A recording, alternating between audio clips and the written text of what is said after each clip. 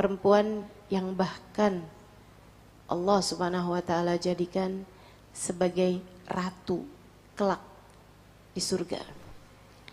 Nisaul jannah arba'ah, kata Nabi Muhammad alaihi wasallam dalam salah satu hadisnya. Perempuan surga ada 4. Asia, istrinya Fir'aun, Maryam, ibunda Nabi Isa, Khadijah bintu Khuwailid, dan Fatimah bintu Muhammad. Akan kuceritakan padamu mengenai Khadijah bintu Khuwailid. Perempuan satu ini adalah pilihan Allah Subhanahu wa taala. Di antara perempuan-perempuan yang sibuk bermain-main, perempuan-perempuan yang mengejar kecantikan sebagai nilai dirinya, Khadijah justru sibuk untuk belajar ilmu pengetahuan. Ia berguru dari saudara sepupunya, Waraqah bin Naufal, yang merupakan seorang ahli kitab, mengikuti ajaran Nasrani. Ajaran yang Allah Subhanahu wa taala turunkan kepada Nabi Isa alaihissalam dengan kitab Injilnya. Saudaraku sekalian saya muliakan, Khadijah berguru kepadanya, belajar membaca dan belajar menulis. Satu waktu Khadijah mendapatkan satu mimpi yang sangat aneh sekali.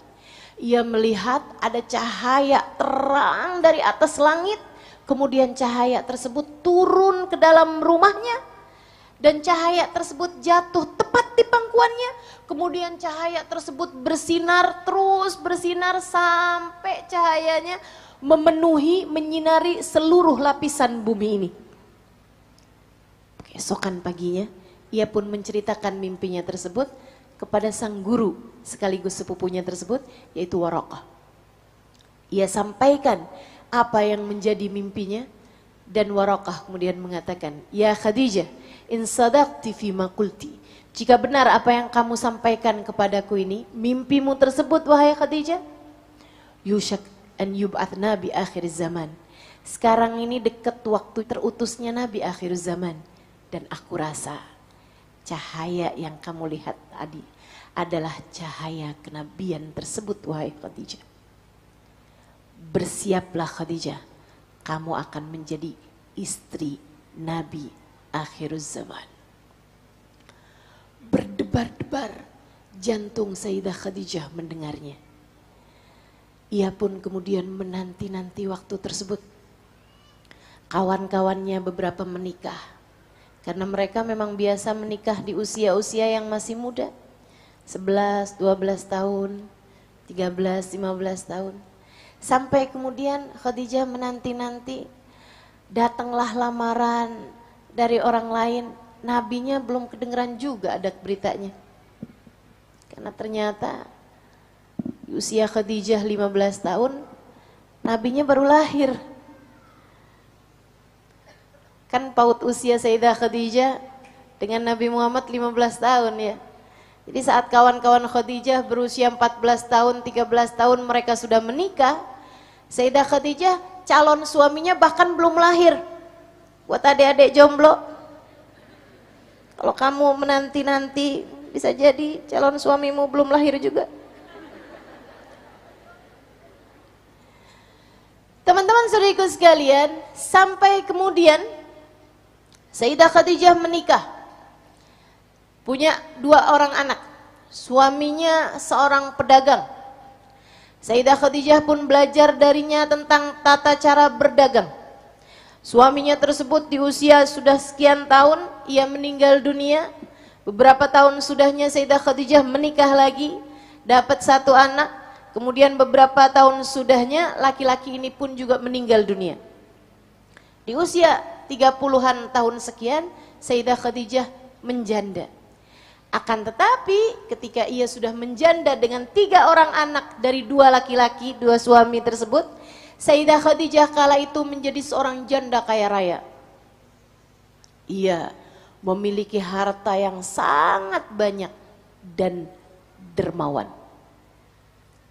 Ia tak hanya kaya, karena nilaimu bukan pada banyaknya harta yang kamu punya, Akan tetapi Sayyidah Khadijah menjadi seorang perempuan mulia bukan karena ia kaya, akan tetapi karena ia adalah seorang yang dermawan dengan harta kekayaannya.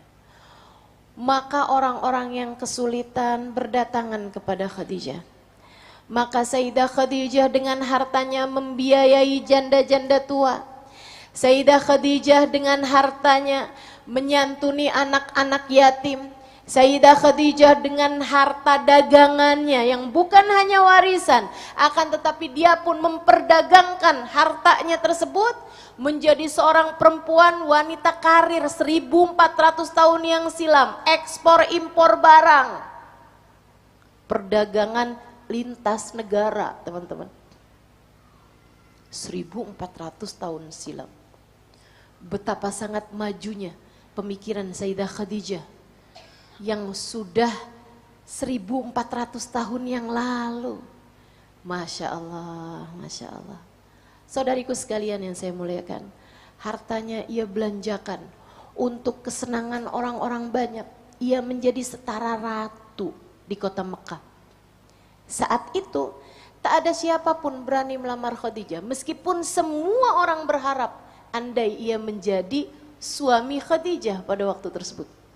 Cantik, pintar, kaya raya, sangat dermawan, baik hatinya, mulia akhlaknya. Laki-laki mana yang tak tertarik dengan perempuan semacam itu? Tapi Sayyidah Khadijah begitu mulia.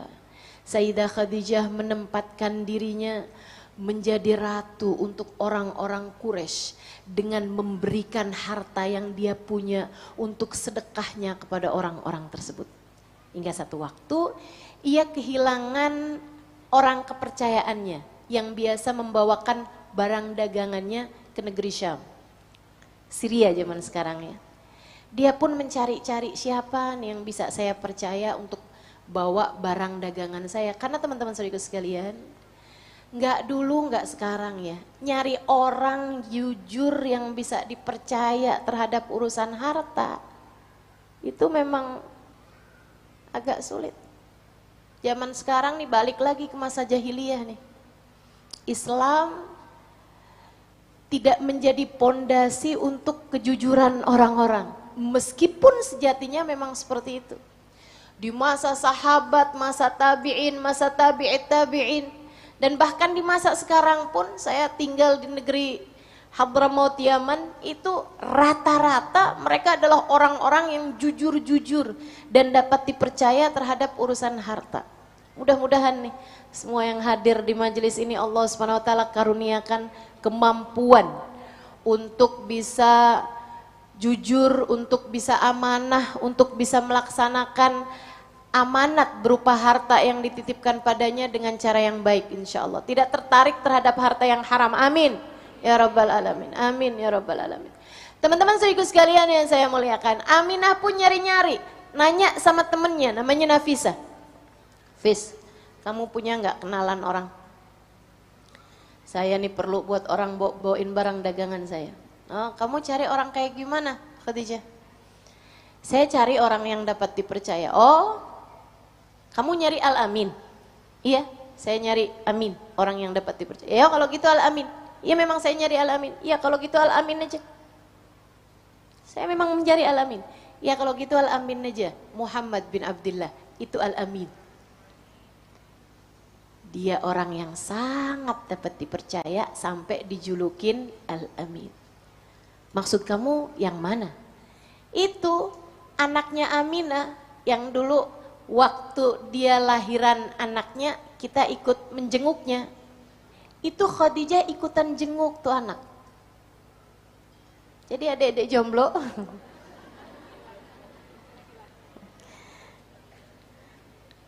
anak-anak perawan, kalau kamu nengokin kelahiran bayi seseorang, bisa jadi itu adalah jodohmu. Sehingga sekalian, akhirnya kemudian katanya Khadijah, kalau begitu bisa nggak kamu panggilkan dia? Oh boleh, gampang aja. Dia juga memang sangat ingin bekerja untuk membiayai keluarga pamannya. Panggillah Muhammad, bincang-bincang sama Khadijah, gimana? Kamu mau bawain barang dagangan saya? Tentu Tuan, saya akan membawakannya untukmu. Berangkatlah bersama dengan Maisarah, budak laki-lakinya Khadijah. Maisarah itu nama laki-laki, meskipun di negeri kita banyak dipakai untuk nama perempuan. Berangkat Muhammad dengan Maisarah, Sayyiduna Muhammad sallallahu alaihi wasallam yang kala itu belum menjadi seorang nabi, berangkat. Usianya jelang 25 tahun. Ya, 24, jelang-jelang akhir 25, mau masuk 25. Berangkat Nabi Muhammad bersama dengan Maisarah. Pas pulang-pulang, Maisarah cerita sama Khadijah, "Tuan, perdagangan kita laku keras. Orang tuh nggak tahu ngelihat mukanya Muhammad, kepengen bawaan beli aja barang dagangan dia. Dagangan kita laku keras, kita untung besar-besaran Tuan. Tapi bukan itu yang saya mau ceritakan padamu."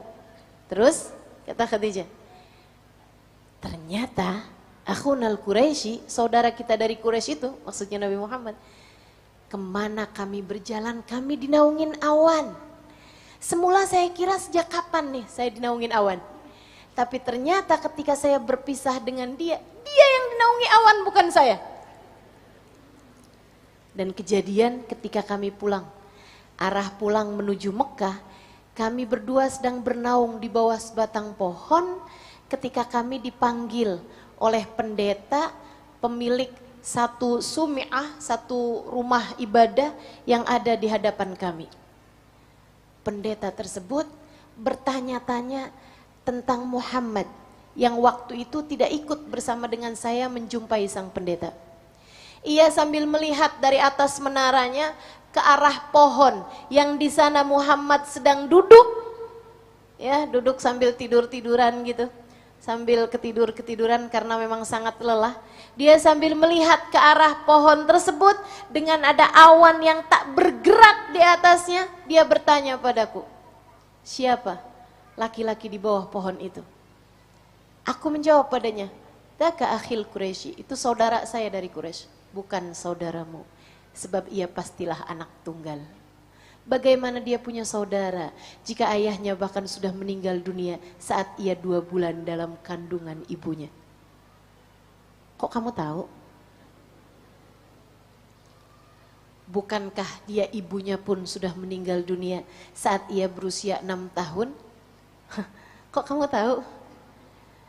Dia kemudian ikut pamannya kan, ikut kakeknya, hanya 2 tahun kakeknya juga meninggal dunia. Iya betul, bagaimana kamu tahu?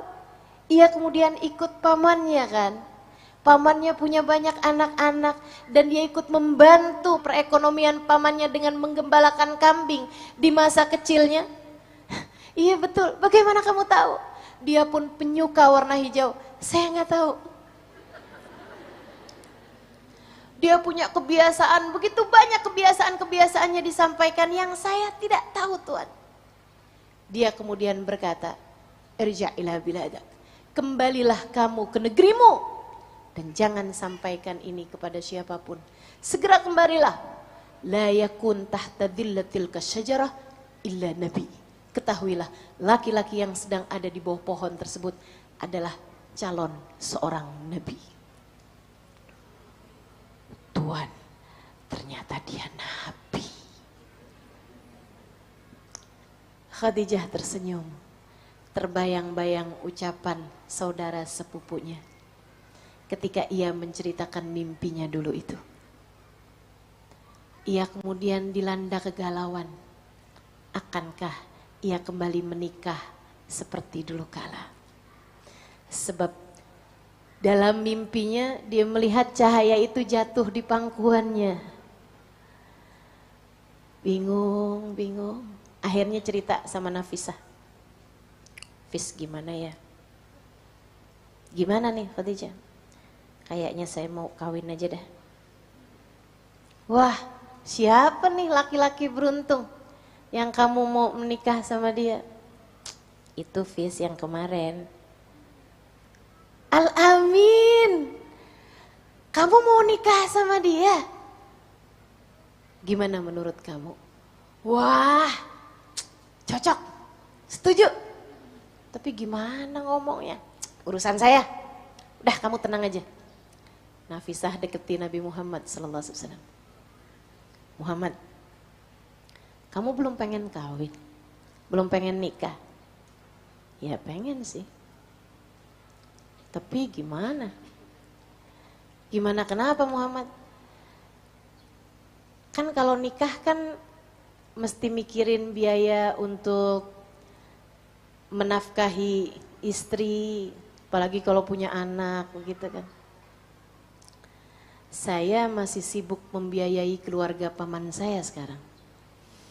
Untuk hari-harinya aja agak susah gitu keadaannya Nafisah.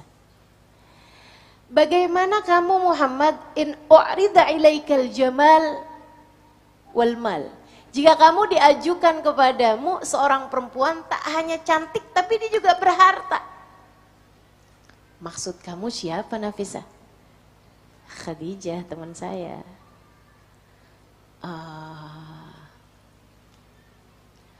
Bagaimana mungkin Khadijah mau sama saya? Kalau kamu mau, saya deh nanti yang bakalan nyampein sama dia. Gimana Muhammad? Setuju nggak? Iya deh. Saya tanya dulu ya sama paman saya. Nabi kemudian bicara sama pamannya. Kemudian pamannya setuju, pamannya kemudian menyampaikan hal tersebut kepada Nabi Muhammad. Nabi Muhammad menyampaikan kepada Sayyidah Nafisah, kemudian Sayyidah Khadijah pun melamar Nabi Muhammad SAW pada pamannya. Teman-teman, kalau sekarang nih banyak yang suka nanya mas saya, Ustazah, gimana menurut Ustazah kalau saya melamar orang? Saya nih perempuan, lamar orang gitu. Biar kayak Sayyidah Khadijah. Saya yang lamar gitu. Saya bilang boleh kalau laki-lakinya kayak Nabi Muhammad. Tapi kalau laki-lakinya cuman Budi, Ardi, Anton, Salim, Bambang, udah gak usah. Biarin dia aja yang melamar kamu. Ya. Masya Allah. Nabi Muhammad alaihi wassalam, Nabi yang dilamar sama Sayyidah Khadijah. Karena memang dalam hal ini seperti yang tadi saya sampaikan, Sayyidah Khadijah saat itu setara ratu. Siapapun tuh pasti akan dengan senang hati kalau mendapatkan lamaran dari beliau. Teman-teman saya ikut sekalian, maka dilangsungkanlah pesta pernikahan. Ada hal yang ingin saya ceritakan kepadamu, dan ini jarang sekali dibahas orang, tapi saya sering membahasnya. Adalah ucapan Sayyidah Khadijah kepada Nabi Muhammad beberapa hari sebelum acara pernikahan. Sayyidah Khadijah manggil Nabi Muhammad kemudian berkata seperti ini. Bukan buat kenalan kayak semacam pacaran, kita udah halal nih. Bentar lagi kita halal loh. Enggak gitu teman-teman saya sekalian. Bukan nanya-nanyain kira-kira nanti kalau kita kawin kita punya anak berapa ya? Oh kita kasih nama apa anak kita? Bulan madunya kita kemana? Enggak begitu teman-teman. Sayyidah Khadijah dengan akalnya, dengan pikirannya, dengan kedewasaannya, dan dengan hatinya yang penuh cinta kepada Allah Subhanahu wa Ta'ala, ia memanggil Nabi Muhammad kemudian berkata, wahai Muhammad, aku ingin menikah denganmu seperti yang kamu tahu. Bukan karena kamu tampan, bukan karena kamu cakap Muhammad, meskipun itu iya. Artinya bahwa andai Nabi Muhammad jelek sekalipun, Sayyidah Khadijah akan tetap melamar Nabi Muhammad alaihissalam. Bukan karena kamu masih muda wahai Muhammad dan masih kuat, meskipun itu iya. Bukan karena kamu baik akhlaknya, sopan budi pekertimu, meskipun itu iya. Bukan karena kamu orang yang sangat dapat dipercaya, meskipun itu iya. Aku ingin menikah denganmu Muhammad, karena aku kira kamu adalah calon nabi yang akan diutuskan nanti. Aku ingin kamu membawaku menuju Allah yang kelak akan mengutusmu wahai Muhammad. Aku berharap Dengan aku menjadi istrimu, kamu tidak meninggalkanku dan membawaku ikut serta denganmu menuju Allah yang kelak akan mengutusmu. Bawa serta aku menuju Allah, wahai Muhammad. Nabi Muhammad menjawab, ya Khadijah, aku tidak tahu kebenaran dari persangkaanmu itu. Akan tetapi jika benar, aku tentu tak akan meninggalkanmu, wahai Khadijah. Dan jika engkau salah, jika aku ternyata tidak menjadi nabi seperti yang kau sangkakan, aku yakin Allah yang kamu menikahiku karena Dia tidak akan pernah meninggalkanmu. Saudaraku sekalian, jika kamu mengerjakan sesuatu karena Allah, Allah tak akan pernah meninggalkanmu. Tapi jika kamu melakukan sesuatu hanya karena seseorang, bersiap-siaplah untuk kecewa. Kalau kamu mengerjakan sesuatu karena hal lain selain karena Allah, maka bersiap-siaplah untuk kecewa. Siapa yang bikin majelis bukan karena Allah, hanya karena kepengen jadi perempuan mulia, kepengen jadi orang yang terkenal misalnya, kepengen jadi seorang yang dimuliakan, bersiap-siaplah kecewa di dunia sebelum kamu akan kecewa di akhirat.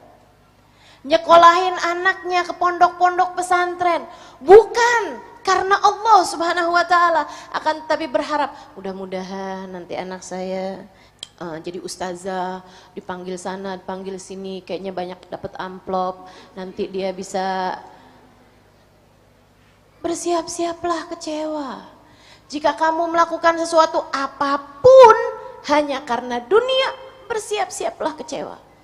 Akan tetapi jika kamu melakukan sesuatu hanya karena Allah Subhanahu wa taala, lihat bagaimana Allah memuliakan Sayyidah Khadijah hingga menjadikannya sebagai ratu kelak di surga.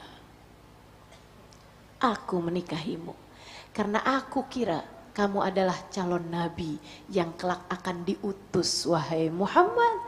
Aku berharap jika kamu menjadi seorang nabi nanti, bahwa aku menuju Allah yang kelak akan mengutusmu, wahai Muhammad. Dan apa yang disangkakan Khadijah benar adanya. Sesudah 15 tahun sejak mereka menikah, di usia Nabi Muhammad alaihissalam 40 tahun, Nabi Muhammad hari itu pulang dari kebiasaannya berada di gua selama beberapa waktu dalam keadaan gemeteran badannya, yang mengetuk-ngetuk pintu dengan sangat galau. Dibukakan pintunya oleh Sayyidah Khadijah. Malaka ya Rasulullah. Nabi Muhammad berkata, Zammiluni, Zammiluni ya Khadijah, Zammiluni. Selimutkan aku wahai Khadijah, selimuti aku, tolong selimuti aku. Sayyidah Khadijah dengan kemapanan pikirannya, ia pun tidak ikut-ikutan galau melihat kegalauan Nabi Muhammad. Ia tak ikut-ikutan panik melihat kepanikan Nabi Muhammad. Ia segera memapah suaminya, ia bawa ke atas tempat tidur, diselimuti Nabi Muhammad, diselimuti lagi sampai tenang Nabi Muhammad alaihissalam. Ditunggunya di sisi tempat tidur sampai Nabi Muhammad bercerita, Khadijah, sewaktu aku tadi sedang berada dalam gua, tiba-tiba aku didatangi oleh seseorang. Kemudian ia mendekati aku dan berkata, Ya Muhammad iqra, syadid bayadi thiyab. Orang itu bajunya sangat putih, syadid sawadis syar, rambutnya sangat hitam, la yura alaihi atharus safar, tidak kelihatan seperti habis melakukan perjalanan. Padahal gua itu terletak 1,5 jam dari bawah kalau kita naik zaman sekarang ini. Tapi dia seperti tidak habis melakukan sebuah perjalanan. Aku tidak mengenal dia, wahai Khadijah. Ia berkata kepadaku, Ya Muhammad iqra, wahai Muhammad bacalah. Aku berkata, Ma ana biqari, aku tidak dapat membaca. Dia mendekatiku, kemudian mendekapku dengan sangat erat. Hatta dhanantu annahul maut, sampai aku kira jangan-jangan ini adalah kematian yang diceritakan orang-orang. Aku nyaris kehabisan nafas. Ia melepasku, kemudian berkata, Ya Muhammad iqra, wahai Muhammad bacalah. Aku kembali berkata, Ma ana biqari, Aku sungguh tidak dapat membaca. Ia kembali mendekapku Khadijah. Sampai aku benar-benar nyaris kehilangan nafasku. Ia kembali melepasku kemudian berkata, "Ya Muhammad Iqra." Aku kembali berkata, "Ma ana biqari." Saya sungguh nggak bisa baca. Ia kembali mendekapku sangat erat. Sampai aku benar-benar lunglai badanku. Ia kembali melepasku kemudian berkata, "Ya Muhammad Iqra." Kali ini aku bertanya, "Madza aqra?" Apa yang harus saya baca? Ia berkata, "Iqra bismi rabbikal ladzi khalaq. Khalaqal insana min 'alaq. Iqra wa rabbukal akram alladzi 'allama bil qalam. 'Allamal insana ma lam ya'lam." Kata-kata itu seperti dicap di dadaku. Aku langsung menghafalnya, wahai Khadijah. Aku masih gemetar ketika orang itu kemudian pergi keluar begitu aja. Aku kemudian mengikutinya dan aku tidak mendapatinya ada di luar, wahai Khadijah. Aku kemudian tergopoh-gopoh pulang menuju rumah kita ini, wahai Khadijah. Sayyidah Khadijah memandang suaminya, kemudian tersenyum dan bertanya, "Mada takhsyah ya Muhammad?" Apa yang kamu takutkan, wahai Muhammad? Amimasinnya musuh? Kamu takut ada jin? Kamu takut ada kekuatan gaib? Jin-jin? Kamu takut kerasukan? Kamu takut ada setan yang mengganggumu? Nabi Muhammad mengangguk. Kemudian Sayyidah Khadijah mengatakan, "Hasyaka ya Muhammad." Tidak akan, wahai Muhammad, tidak akan. Tidak akan orang sepertimu diganggu oleh yang jahat-jahat. Tidak akan ada orang sepertimu, ada yang jahat-jahat mengganggumu dari yang gaib-gaib itu, wahai Muhammad. Kenapa begitu? Innaka latasilur rahim. Engkau adalah seorang yang senantiasa menyambung tali silaturahmi dengan kaum kerabatmu. Wa innaka latakilul aitam. Kamu adalah orang yang senantiasa menyantuni anak-anak yatim. Wa innaka lataqrid dhaif. Kamu adalah orang yang senantiasa memuliakan tamu. Orang sepertimu tak akan dikecewakan oleh Allah, wahai Muhammad. Sayyidah Khadijah, teman-teman saya sekalian, para ulama mengatakan ini istri teladan tuh mestinya gitu tuh, nggak bikin panik suaminya. Justru sebaliknya, suaminya dalam keadaan panik dia bisa menenangkan dengan cara menghibur suaminya dan menyampaikan betapa sangat berharganya dia dan menyebutkan tentang kelebihan-kelebihannya. Kalau suamimu panik, anakmu panik, ingetin dia tentang betapa berharganya dia, betapa mulianya dia. Anakmu di saat sedang ketakutan bilang, "Oh enggak akan nak, kamu kan hamba Allah, kamu kan anak baik, kamu sangat soleh, kamu enggak pernah tinggal sholat, kamu gampang kalau diajakin sholat.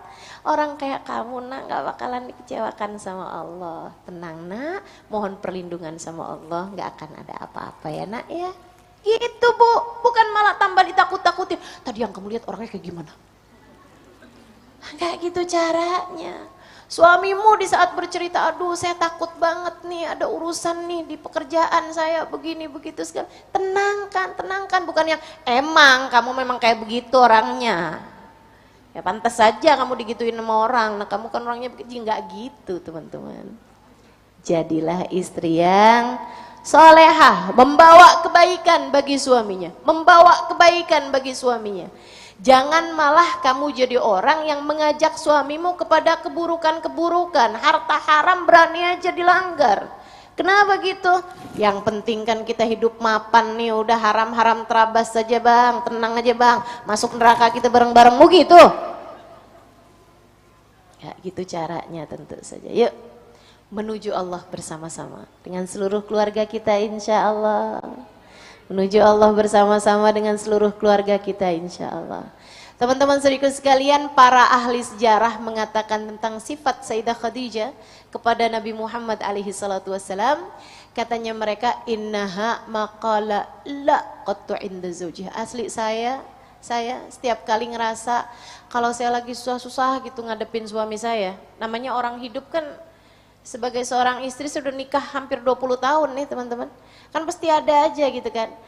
Ada aja saat saya lagi kayak ngerasa, aduh ini susah banget nih jadi istri ini, ya Allah berat banget. Saya bertawasul kepada Sayyidah Khadijah. Saya bertawasul kepada Sayyidah Khadijah. Saya minta kepada Allah, ya Allah keberkahan Sayyidah Khadijah, ya Allah keberkahan Sayyidah Khadijah. Jadikan saya istri yang solehah bagi suami saya. Jadikan saya istri yang benar sama suami saya. Mampukan saya, ya Allah, buat jadi istri yang soleh. Teman-teman saudaraku sekalian, ini panutan kita. Beliau tidak pernah berkata tidak kepada suaminya. Tidak pernah berkata tidak kepada suaminya. Luar biasa sekali Sayyidah Khadijah kita ini. Panutan kita teman-teman. Saat hatimu sedang merasa sulit untuk menjadi istri yang soleha, deketi Allah. Minta padanya keberkahan Sayyidah Khadijah, ya Allah. Keberkahan Sayyidah Khadijah, ya Allah. Keberkahan Sayyidah Khadijah, ya Allah. Minta teman-teman saudaraku sekalian. Sebab Sayyidah Khadijah telah mengajarkan kepada kita nilai tinggi seorang istri di hadapan Allah Subhanahu wa taala. Tidak pernah berkata tidak kepada suaminya. Masya Allah, Masya Allah. Sehingga sekalian yang saya muliakan, bahkan Sayyidah Khadijah ketika Nabi Muhammad alaihi wasallam menjadi seorang nabi, betul-betul gangguan, cacian, hinaan, terpaan, siksaan dari orang-orang Quraisy, sampai-sampai membuat Sayyidah Khadijah yang asalnya seorang perempuan yang sangat dihormati menjadi diboikot, perempuan yang sangat kaya raya menjadi miskin papa. Mereka bahkan harus tinggal di lembah Wadi Abi Thalib. Sampai sekarang masih ada tuh. Saya pernah ditunjukin seorang supir waktu saya umrah. Dia bilang, "Hai Ustazah, hadil Wadi Abi Thalib." Dia bilang, "Ustazah Halimah, ini namanya lembah Wadi Abi Thalib." Dia bilang, tempat Nabi Muhammad dulu diboikot tuh di sini tempatnya. Dan namanya lembah Wadi Abi Thalib. Masya Allah. Sampai sekarang masih hanya lembah begitu aja. Dulu Nabi Muhammad tinggal di situ 2,5 tahun. 2,5 tahun. Nabi Muhammad diboikot, teman-teman saya sekalian, tidak boleh ada makanan sampai ke sana. Memang tujuannya mau bikin Nabi Muhammad sama Sayyidah Khadijah mati kelaparan di sana. Dan Nabi Muhammad sama Sayyidah Khadijah bercerita, itu sampai-sampai beliau seringkali harus berjalan bermil-mil hanya untuk mencari daun-daunan hijau untuk mengganjal beliau dari rasa lapar yang tak tertahankan. Segitunya kalau beliau dapat makanan, ada yang sembunyi-sembunyi kirimin makanan, yang lebih didahulukan Nabi Muhammad SAW. Saudaraku sekalian, sampai satu hari Nabi Muhammad ketika masih berada dalam lembah tersebut melihat istrinya sudah hanya tinggal tulang berbalut kulit. Wajahnya tua renta, udah sangat penuh dengan keriput. Khadijah yang dulunya cantik jelita sekarang menjadi sedemikian rupanya. Yang dulunya kaya raya, perutnya sudah tipis sekali, nggak ada apa-apa di perutnya. Sayyiduna Nabi SAW memandang istrinya, kemudian ia berkata, "Ya Khadijah, ini astahi mink." Wahai Khadijah, aku merasa malu padamu. Sayyidah Khadijah kemudian duduk. Ia tersenyum memandang suaminya, kemudian bertanya, "Dan mengapa engkau merasa begitu ya Rasulullah?" Nabi Muhammad menjawab, "Khadijah, aku dulu menikah denganmu, sedangkan kau adalah perempuan yang cantik jelita. Sekarang kau hanya menjadi seperti ini, wahai Khadijah, lebih tua daripada usia sebenarnya. Aku malu padamu Khadijah. Kamu dulu adalah perempuan yang kaya raya. Sekarang jangankan harta, untuk makan sehari-hari saja kita begitu kesulitan, wahai Khadijah. Aku malu denganmu Khadijah. Kamu dulu adalah seorang perempuan yang dianggap mulia oleh kaummu. Sekarang wahai Khadijah, kita diboikot seperti ini, kita diasingkan seperti ini, wahai Khadijah. Aku malu padamu." Sayyidah Khadijah tersenyum kemudian berkata, jangan pernah merasa begitu wahai Rasulullah. Inni ana wa mali wa nafsi wa ruhi wa hayati wa mauti laka ya Rasulullah.